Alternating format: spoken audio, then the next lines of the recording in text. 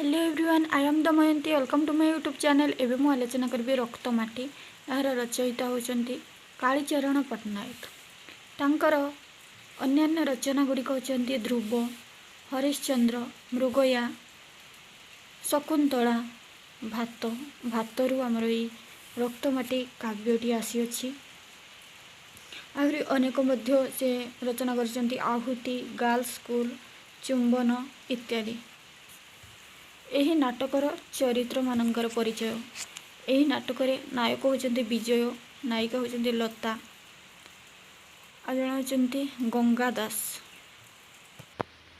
गंगा दास होती विदेशागत धनपति, तांको चाकर होती सपना। आ जन होती चौधरी, से होती जड़े देशप्रेमी स्थानीय महाजन। से चौधरी को दुई जन पुत्र निरंजन और विजय, जे विजय होची नायक। तापर आसुचंती श्याम बाबू, से अबलाश्रमर कर्ता। तापर आसुचंती छबिलाल, से जनमुख पत्रिकार संपादक। तापर आसुचंती अलेख, से होचंती गुमास्ता, तांको झियो होचंती आशा। तापर होचंती राम प्रधान, से जणी कुली, तांकर झियोर नाम होची लता, जी नायिका, तांको पत्नी होची लता बहु बोली कह जाए। तापरे शिव बाबू, से देसी डाक्तर। तापरे दाम बाबू, से जमीदार। नाटकर प्रथम अंक प्रथम दृश्य। यही रक्तमाटी नाटकटी भात नाटकरू आसी। कालिंदी नाट्यकार कालीचरण लोकप्रिय नाटक भात ठारू रक्तमाटी नाटकटी प्लट निर्माण करा जाइछि। एहार कथावस्तु बा प्लट होइछि त्रिस्तर विशिष्ट। यही नाटकर कथावस्तु को तीन भाग में विभक्त करा जाइछि। एक रे पुंजीपतिर चक्रांत और श्रमजीवी सहित तार श्रेणीगत विभेदता। दुई रे गांधीवादी आदर्श और दर्शन द्वारा अनुप्राणित जातीयवादर उद्घोषण। तीन रे प्रेम और प्रणयर उपस्थापन रे समाप्ति पर्वर मधुर मिलन। नाटक आरंभ होइछि सेठ गंगाराम को नुआ घर प्रतिष्ठा। सेठ गंगाराम को नुआ घर प्रतिष्ठा चली। बहु आडंबर सहकारे भोजी भात व्यवस्था करा जाइछि। खियापिया धूमधाम रे चली। एसबु कार्य समाप्त करुछंती तांकर तदारख सबु करुछंती विश्वस्त गुमास्ता अलेख। अलेख एसबुर दायित्व नहीं। यही अलेख बाबू जे केवल गुमास्ता नुहंती, बरं से होउछंती एभली जणे धूर्त व्यक्ति, जी निजर स्वार्थ साधन पाई विदेशागत सेठ को गाँ को डाकी आनी निजर साही पड़िशा ज्ञाति जन मानकर व्यावसायिक साम्राज्य को बढ़ाइबा दिगरे अधिक क्रियाशील होइछंती। सेठ गंगाराम सेठारे गोटे राइस मिल बसाइबे एवं परिचालना पाई बाहरु लोक अणाजिबो। मिल पाई केवल कुली मजूरिया से मफसल रु ही ग्रहण करिवे बोली चाहंती। एथिपाई से काहाकू ना निरंजन बाबू को साहाय्य मागिछंती। यह शुणी निरंजन सेठ को उत्तर देइछंती, यह मंद नुहे। लोके तो एठी खाइबा बिना हाड़ कंकाल परि देखा जाउछंती, किंतु 4-6 जन आखि को देखा जाउछंती। तापर सेठ कहउछंती, अच्छा ताहले सेई माननको बाछिकी पठाइबु बोली कहउछंती।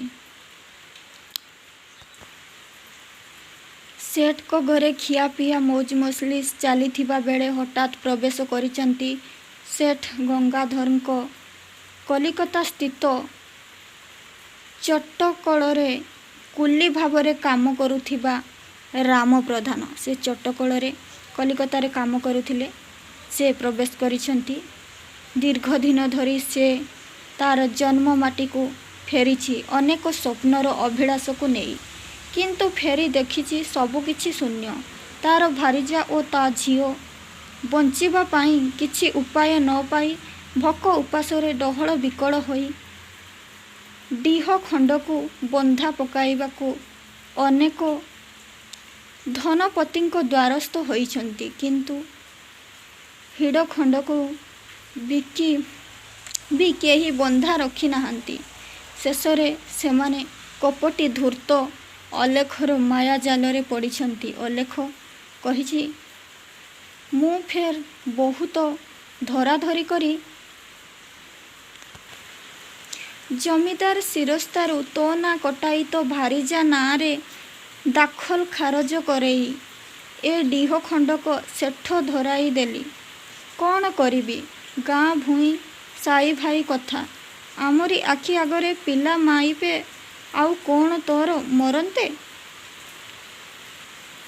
ଢୋକେ ପିଇ ଦଣ୍ଡେ ଜୀଇ, ଚକାଏ ଗଲେ 12 ହାତ।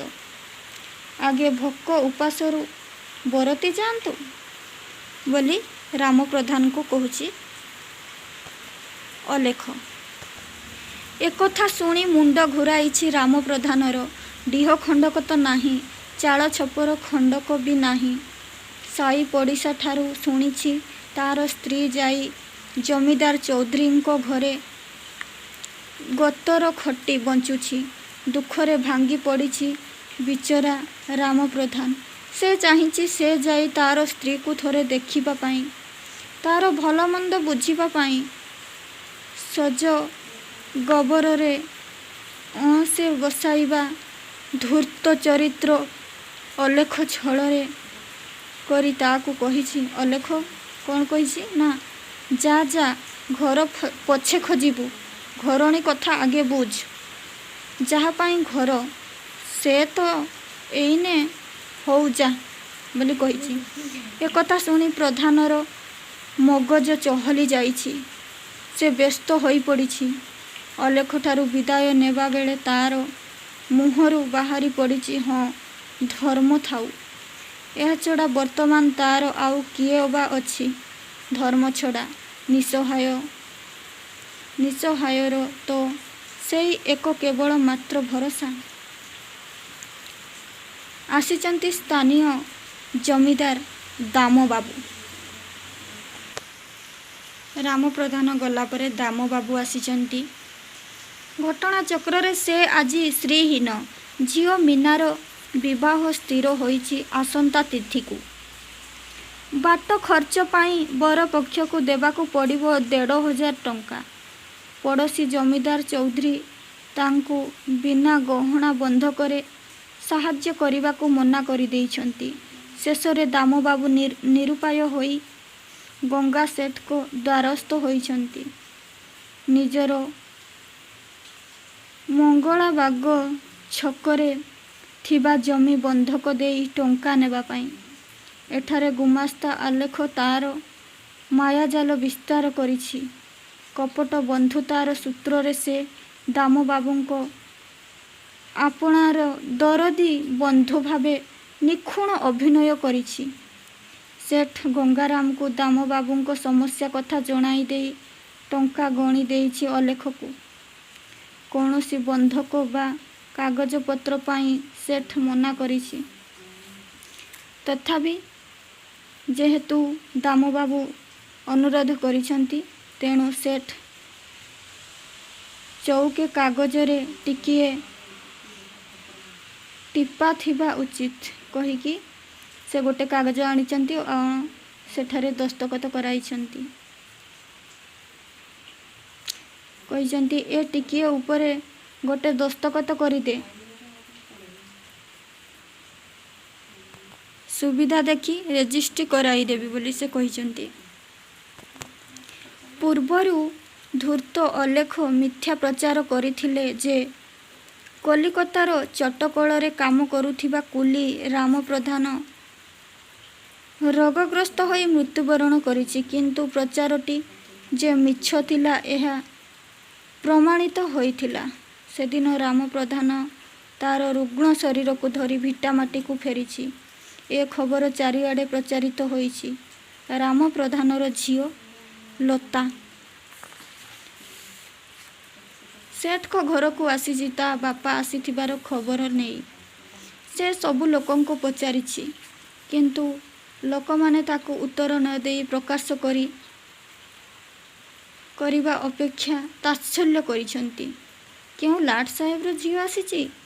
ନା, ଏ ତ ସାଧାରଣ ଜଣେ କୁଲିର ଝିଅ। ଏହିପରି ଭାବରେ ସମସ୍ତେ ତାକୁ କହିଛନ୍ତି। ଲତାକୁ ଖୋଜି ଖୋଜି ଆସିଛି ବିଜୟ। ବିଜୟ ସେଠି ଆସି ପହଞ୍ଚିଛି, ଯିଏ ଦେଶପ୍ରେମୀ ସ୍ଥାନୀୟ ମହାଜନଙ୍କ ସାନ ପୁଅ ହେଉଛନ୍ତି ବିଜୟ। ଅଲେଖ ତାଙ୍କୁ ଦେଖି ଘର ଭିତରକୁ ଡାକିଛି। ଭିତରକୁ ଯିବାକୁ ସେ ମନା କରିଦେଇଛି। ଲତା ଏଠାକୁ ଆସିଛି ବୋଲି ପଚାରିଛି, କାରଣ ରାମ ପ୍ରଧାନର ଫେରିବା ଖବର ପାଇ କର୍ମୀମାନେ ପ୍ରସେସନରେ ବାହାରିଲେଣି। ଏଣେ ଲତା ଅନୁପସ୍ଥିତି ସେମାନଙ୍କୁ ନିରାଶ କରିଦେଇଛି। ତେଣୁ ବିଜୟ ଲତାକୁ ଖୋଜିବାକୁ ଆସିଛି। ଏଠାରେ ପହଞ୍ଚି ଯାଇ ଲତାକୁ ଖୋଜିଛି। ଏହାପରେ ଲତାର ହାତ ଧରି ଅଲେଖ ଓ ସେଠଙ୍କ ସକଳ ଅନୁରୋଧରୁ ପ୍ରତ୍ୟାଖ୍ୟାନ କରି ସେମାନେ ଚାଲି ଯାଇଛନ୍ତି ବୀର ଦର୍ପରେ ରାଜା ରାସ୍ତାକୁ। ସେଠ ଓ ଅଲେଖ ଅନ୍ଧାରୀ ବ୍ୟକ୍ତିତ୍ୱର ଉନ୍ମୋଚନ ପାଇଁ।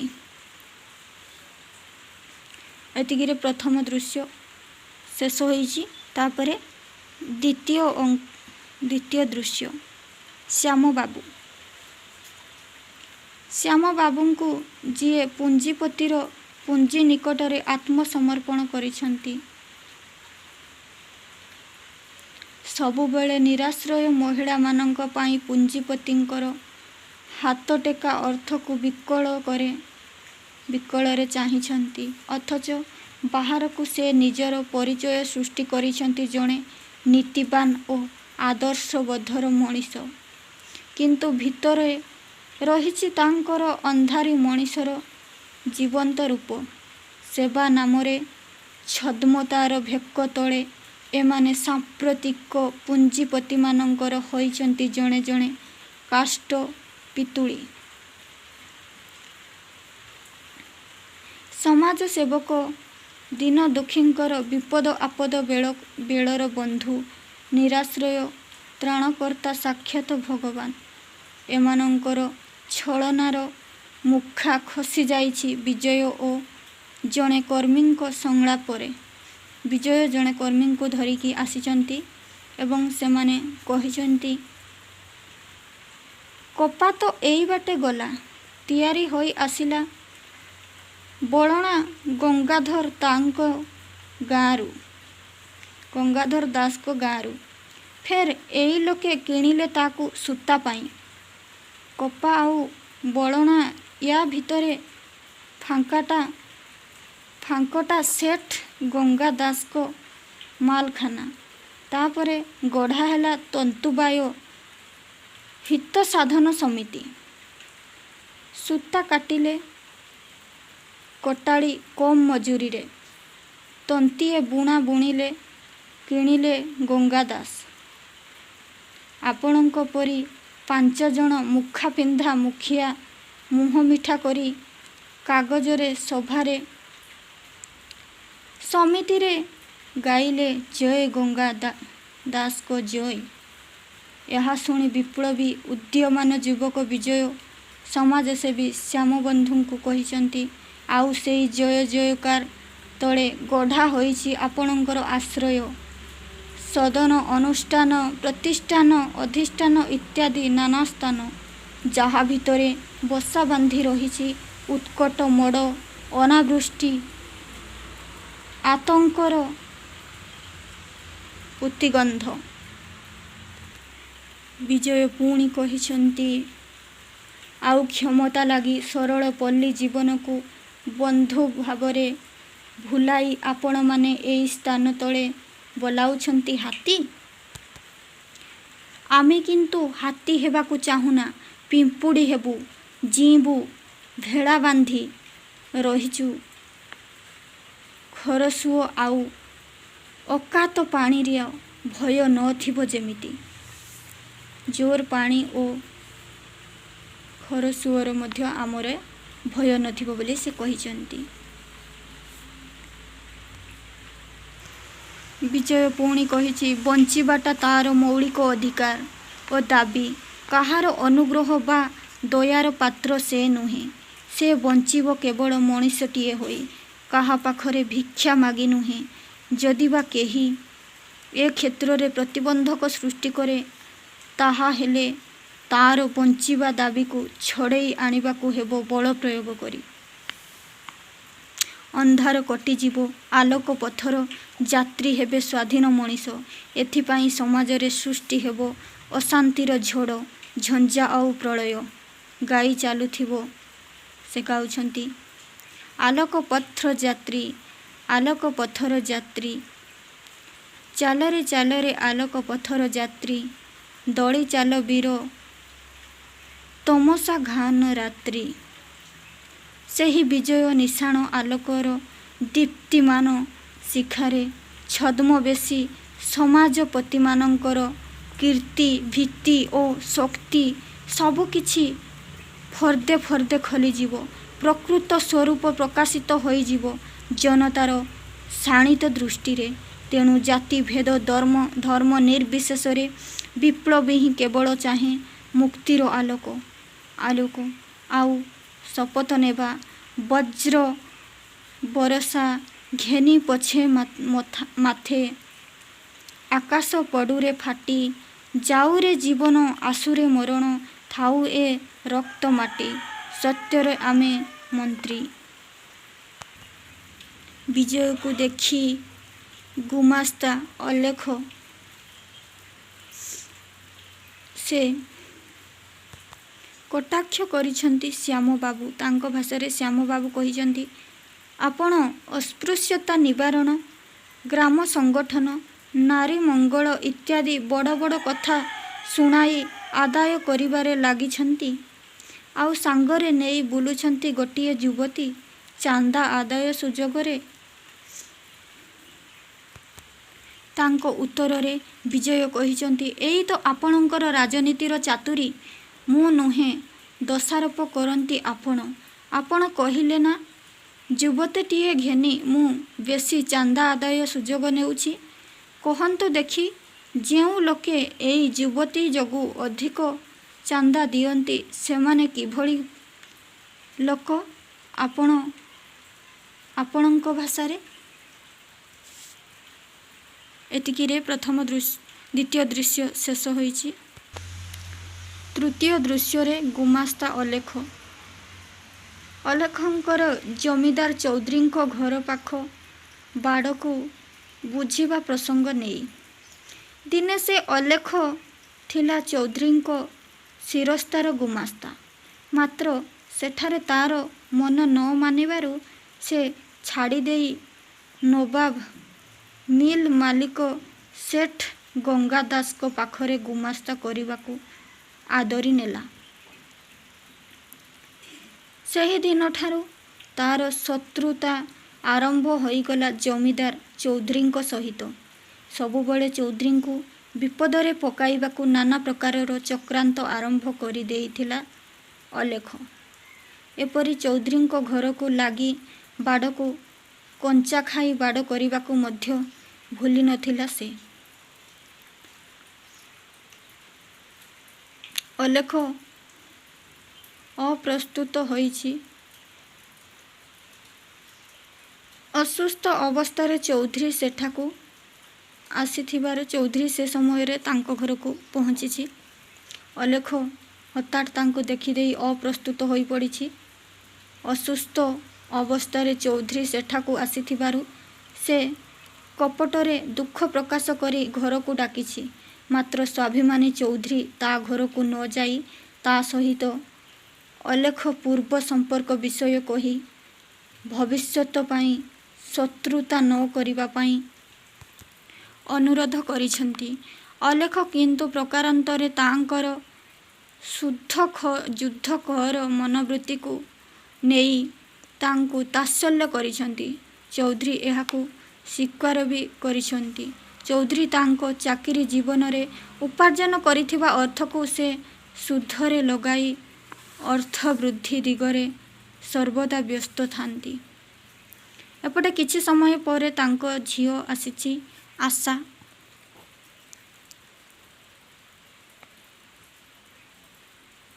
ଏବଂ ସେ ବାପାଙ୍କର ପଡ଼ୋଶୀ ଚୌଧୁରୀଙ୍କ ସହିତ ଶତ୍ରୁତା କରି ହିଂସାରେ ଶକ୍ତ ବାଡ଼ବୁଜା କାର୍ଯ୍ୟକୁ ଆଦୌ ଗ୍ରହଣ କରିପାରି ନାହିଁ।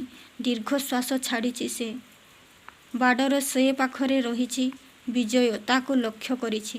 ଏ ସମୟରେ ଲତା ଗିନାଟିଏ ଧରି ଆସିଛି କିଛି କ୍ଷୀର ନେବା ପାଇଁ ଆଶା ପାଖକୁ। ଲତା ଆସିଛି ଆଶା ପାଖକୁ କିଛି କ୍ଷୀର ନେବା ପାଇଁ। ଯେହେତୁ ସେ ଅଛୁଆଁ ଦୂରେଇ ଠିଆ ହୋଇଛି ଲତା। ଆଶା କିନ୍ତୁ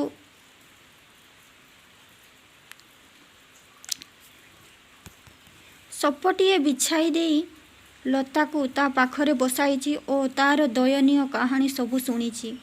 ଏହାପରେ ସେ ରାମ ପ୍ରଧାନଙ୍କ ସ୍ୱାସ୍ଥ୍ୟ ବିଷୟ ଓ ପାରିବାରିକ ଅବସ୍ଥା କଥା ପଚାରି ବୁଝିଛି। ଆଉ ଲକ୍ଷ୍ୟ କରିଛି ଉତ୍କଟ ଦାରିଦ୍ର୍ୟର କଷାଘାତ ପ୍ରତି ମୁହୂର୍ତ୍ତରେ ସଢ଼ୁଥିବା ନିରୀହା ଲତା ଭିତରେ ବଞ୍ଚି ରହିଥିବା ଇଚ୍ଛାକୁ। ଲତା ଓ ଆଶାଙ୍କ ମଧ୍ୟରେ ହେଉଥିବା କଥୋପକଥନରୁ ଜଣାପଡ଼େ ଯେ ଚୌଧୁରୀଙ୍କ ବଡ଼ ପୁଅ ନିରଞ୍ଜନ ସହିତ ଆଶାର ପ୍ରେମ ସମ୍ପର୍କ ପ୍ରସଙ୍ଗ। ଘଟଣାଚକ୍ରରେ ଚୌଧୁରୀ ଓ ଅଲେଖଙ୍କ ବୈରୀଭାବ ସେମାନଙ୍କ ସ୍ୱପ୍ନକୁ ଭାଙ୍ଗିଦିଏ। କିନ୍ତୁ ଏହାକୁ ଭୁଲି ପାରନ୍ତିନି ଆଶା। ତେଣୁ ଲତାକୁ କହିଛନ୍ତି, ମଣିଷ ପୂଜା କରେ ଠାକୁର ପ୍ରତିମାକୁ। ପ୍ରତିମା ଭାଙ୍ଗିଗଲେ, ମୂର୍ତ୍ତି ନଷ୍ଟ ହେଲେ ଦେବତା ଭାଙ୍ଗିଯାଏ ନାହିଁ। ମୂର୍ତ୍ତି ଦେବତା କଳ୍ପନା ସିନା, ଦେବତା ନୁହେଁ। ତାପରେ ଏତିକିରେ ସରିଯାଇଛି ତୃତୀୟ ସର୍ଗ। ତାପରେ ଆସିଛି ଦ୍ୱିତୀୟ ଅଙ୍କର ପ୍ରଥମ ଦୃଶ୍ୟ। ଚୌଧୁରୀ ବାବୁ। ଚୌଧୁରୀ ଗୋଟିଏ ସପ ଉପରେ ବସି ହିସାବ କରୁଥିଲେ। ତାଙ୍କ ପାଖରେ ଉପସ୍ଥିତ ଅଛନ୍ତି ଜନମୁଖ ପତ୍ରିକାର ସମ୍ପାଦକ ଛବିଲାଲ ବାବୁ। ଦୂରରୁ ଶୁଭୁଛି ଚାନ୍ଦା ସଂଗ୍ରହକାରୀ କର୍ମୀଙ୍କର ଅସ୍ପଷ୍ଟ ଗୀତ। ଏହି ସମୟରେ ତାଙ୍କ ପାଖରେ ଉପସ୍ଥିତ ହୋଇଥିବା 2 ଜଣ ଲୋକଙ୍କ ମଧ୍ୟରୁ ଜଣେ ଚୌଧୁରୀ ବାବୁଙ୍କୁ ଜଣାଇଛନ୍ତି ପୁତ୍ର ନିରଞ୍ଜନ ତାଙ୍କ ଦ୍ୱାରା ପ୍ରତିଷ୍ଠିତ ବିଦ୍ୟାଳୟରେ ଜଣେ ପ୍ରବୀଣ ବୟନଶିଳ୍ପ ଶିକ୍ଷକ ନିଯୁକ୍ତ କରିଛନ୍ତି। ଏଥିରେ ସନ୍ତୋଷ ପ୍ରକାଶ କରି ଚୌଧୁରୀ ଖର୍ଚ୍ଚ ଲାଗି ଆଦୌ ବ୍ୟସ୍ତ ନ ହେବା ପାଇଁ ପରାମର୍ଶ ଦେଇଛନ୍ତି। ସମ୍ପାଦକ ଛବିଲାଲ ଚୌଧୁରୀଙ୍କର ଏତାଦୃଶ ସେବା ମନୋବୃତ୍ତିକୁ ଦେଖି ମୁଗ୍ଧ ହୋଇଛନ୍ତି। ଏହି ପ୍ରସଙ୍ଗରେ ଚୌଧୁରୀଙ୍କ ବଦାନ୍ୟତାରେ ଗଢ଼ି ଉଠିଥିବା ବିଦ୍ୟାଳୟଟିଏ ଶିକ୍ଷା ବ୍ୟବସ୍ଥାର ଅବତାରଣା କରିଯାଇଛି। ବିଦ୍ୟାଳୟଟିରେ 2ଟି ବିଭାଗ। ବାଳକ ବିଭାଗରେ ବାଳକମାନେ କୃଷି, ବାଣିଜ୍ୟ, କୁଟୀର ଶିଳ୍ପ ଓ ବେଦ ବେଦାନ୍ତ ଶିକ୍ଷା ନେଉଥିବା ବେଳେ ବାଳିକାମାନେ କୁଟୀର ଶିଳ୍ପ, ରନ୍ଧନ ଓ ଶିଶୁ ପାଳନ ଇତ୍ୟାଦି ଶିକ୍ଷା ନେଉଛନ୍ତି। ଏହିପରି ଭାବରେ ଧନ୍ଦାମୂଳକ ଶିକ୍ଷା ପ୍ରଦାନ କରି ନବଯୁବକ ଯୁବତୀ ନିଜକୁ ନିଜେ ଆତ୍ମନିର୍ଭରଶୀଳ ହେବା ସହିତ ନିଜର ଦେଶର ସଂସ୍କୃତି ସମାଜ ସହିତ ସେ ଯୋଡ଼ି ହୋଇ ରହିବେ। ଏହି ଆଦର୍ଶକୁ ନେଇ ଆଶ୍ରମ ତୁଲ୍ୟ ଏହି ବିଦ୍ୟାଳୟଟିର ତତ୍ତ୍ୱାବଧାରକ ହୋଇଛି ତାଙ୍କର ଜ୍ୟେଷ୍ଠ ପୁତ୍ର ନିରଞ୍ଜନ। ଏଥିପାଇଁ ସେ ନିରଞ୍ଜନକୁ ଡିପୁଟି ଚାକିରି ଛଡ଼ାଇ ସ୍ୱାଧୀନ ଭାବେ କାର୍ଯ୍ୟଭାର ଗ୍ରହଣ କରିବା ସହିତ ଦେଶ ମାତୃକାର ସେବା ପାଇଁ ଏହି ଦାୟିତ୍ୱ ଦେଇଛନ୍ତି।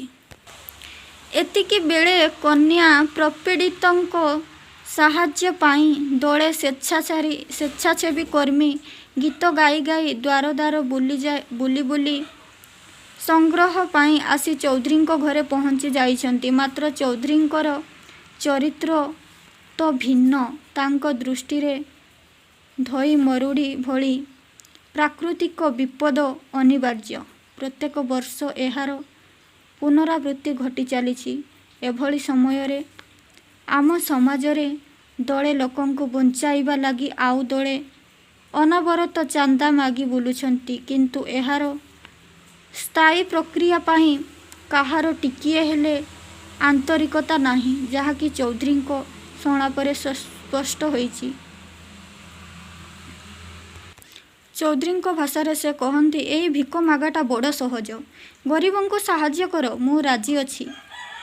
ବାକି ଭିକାରୀଙ୍କୁ ଭିକ ଦେଇ ପେଟ ବଢ଼େଇବାକୁ ମୁଁ ପ୍ରସ୍ତୁତ ନୁହେଁ। ଗରିବ ତ ମନୁଷ୍ୟ, ଭିକାରୀ କିନ୍ତୁ ପଶୁଠାରୁ ହୀନ। ଚେଷ୍ଟା କରିବାକୁ ହେବ ଗରିବ ଯେପରି ଭିକାରୀ ନ ହୁଏ। ଭିକ ଦେଇ ଭିକ ମଗାର ପ୍ରୟାସ ଦେବାକୁ ମୁଁ ରାଜି ନୁହେଁ। ଗଛ ମାରି ମଲାଙ୍ଗ ବଢ଼ାଇ ପାରିବି ନାହିଁ ମୁଁ ବୋଲି ସେ କହିଛନ୍ତି। ଏହାପରେ ଆସିଛି ଲତା ବୋଉ। ଅସ୍ପୃଶ୍ୟ ହେଲେ ବି ଚୌଧୁରୀ ତାକୁ ପାଖକୁ ଡାକିଛି, କାରଣ ସେ ମଣିଷରେ ବିଶ୍ୱାସ କରନ୍ତି, ଜାତିରେ ନୁହେଁ। ଅବଶ୍ୟ ସେ ପରିଚ୍ଛନ୍ନତା ପ୍ରତି ବେଶ୍ ସଚେତନ। ଲତା ବୋଉ ଚୌଧୁରୀଙ୍କୁ ତାଙ୍କ ଦୁଃଖ କାହାଣୀ ବର୍ଣ୍ଣନା କରିଛନ୍ତି। କିପରି ଅଲେଖର ଷଡ଼ଯନ୍ତ୍ରରେ ସେମାନେ ଶିକାର ହୋଇ ନିଜର ପୈତୃକ ଡିହ ଖଣ୍ଡକ ବନ୍ଧ ପକାଇ ବର୍ତ୍ତମାନ ସେମାନେ ରାସ୍ତା କଡ଼ରେ ପଲ୍ଲା ମାରି ରହୁଛନ୍ତି। ଏଣେ ସ୍ୱାମୀ ତାଙ୍କର ଜରାଜୀର୍ଣ୍ଣ, ତେଣୁ ଏକମାତ୍ର ସାହା ଭରସା କନ୍ୟା ଲତା ମାତିଛି କେବଳ ପାଠପଢ଼ା ଓ ସଭା ସମିତି ଆନ୍ଦୋଳନରେ। ଚୌଧୁରୀ ଲତା ବୋହୂକୁ କହିଛନ୍ତି, ତମେ ଆସି ଆମର ଏଇ ବାଡ଼ିରେ ଯେଉଁ ଘରଟି ଅଛି ସେଠାରେ ରୁହ ବୋଲି କହିଛନ୍ତି। ସତରେ କି ମହାନତା ଏହି ଚରିତ୍ରର! ଏହି ସମୟରେ ଜ୍ୱରରେ କମ୍ପି କମ୍ପି ଆସିଛି ପ୍ରଧାନ। ସାଙ୍ଗରେ ଆଣିଛି ଥାଳି, କଂସା, ନୋଟା ଓ ଗରା ବନ୍ଧା ପକାଇ ଚୌଧୁରୀଙ୍କ ପାଖରେ ପକାଇବ। ଏହାକୁ ବନ୍ଧା ଦେଇ ସେ ଅର୍ଥରେ ସେ ମୁକୁଳାଇବ ତାର ଘରଡିହ ଖଣ୍ଡକୁ, ଆଉ ନିଜର ସ୍ତ୍ରୀ ଓ କନ୍ୟାକୁ ଉପଯୁକ୍ତ ଭାବେ ଥଇଥାନ କରି ସେ ଅନ୍ୟତ୍ର ଚାଲିଯିବ ଗତର ଖଟି ରୋଜଗାର କରିବା ପାଇଁ। ଏହି ଅବସରରେ ନାଟ୍ୟକାର ଏହି କଥାକୁ କେନ୍ଦ୍ର କରି ସ୍ୱାମୀ ଓ ସ୍ତ୍ରୀଙ୍କ ମଧ୍ୟରେ ଏକ ଦାମ୍ପତ୍ୟ କଳହକୁ ଦୃଶ୍ୟପଟରେ ଖଞ୍ଜି ଦେଇଛନ୍ତି। ଚୌଧୁରୀ ସେହି ମଧୁର ଦାମ୍ପତ୍ୟ କଳହକୁ ଉପଭୋଗ କରିଛନ୍ତି। ଏଣେ ଚୌଧୁରୀ ଭାବିଛନ୍ତି ମାତ୍ର 30 ଟଙ୍କା ନେଇ ପ୍ରଧାନର ଘରଡିହ ବନ୍ଧା ରଖାଯିବା। ସୁଧଖୋର ଅର୍ଥପିପାସୁ ସେଠ ଗଙ୍ଗା ଦାସ କ'ଣ ପ୍ରଧାନଙ୍କୁ ତାର ଘରଡିହ ଫେରାଇବ? ଏହାର ଅସମ୍ଭବ। ଶେଷରେ ପ୍ରଧାନର ଆବେଦନକୁ ସ୍ୱୀକାର କରିନେଇ ବିନା ବନ୍ଧକରେ ଟଙ୍କା ଦେବା ଲାଗି ଚୌଧୁରୀ ଉଭୟଙ୍କୁ ଘର ଭିତରକୁ ଡାକିଛନ୍ତି। ଏତିକିରେ ଦ୍ୱିତୀୟ ଦୃଶ୍ୟ ଶେଷ ହୋଇଛି। ଏପଟେ ପ୍ରବଞ୍ଚକ ପୁଞ୍ଜିବାଦୀ ରାମନାଥଙ୍କ ବିରୁଦ୍ଧରେ ସଂଗ୍ରାମ କରୁଛି ବିପ୍ଳବୀ ଉଦ୍ଦାମ ଯୁବକ ବିନୟ। ରଜନୀ ତାର ସହକର୍ମିଣୀ ଓ ପ୍ରେମିକା ଭାବରେ ତାର ବିରୁଦ୍ଧରେ ଜନମତ ସୃଷ୍ଟି କରିଛନ୍ତି। ଶେଷରେ ବିଜୟ ରାଜତନ୍ତ୍ରର କୁଟିଳ ଦୃଷ୍ଟିର ଶିକାର ହୋଇଛି ବିନୟ। ତାକୁ କାରାଦଣ୍ଡ ପାଇଁ ଆଦେଶ ଦିଆଯାଇଛି। ରଜବନ୍ଦୀ ଭାବରେ ବିନୟ ତାର ପ୍ରଣୟିନୀ ରଜନୀଠାରୁ ନେଇଛି ଅଶ୍ରୁଳ ବିଦାୟ।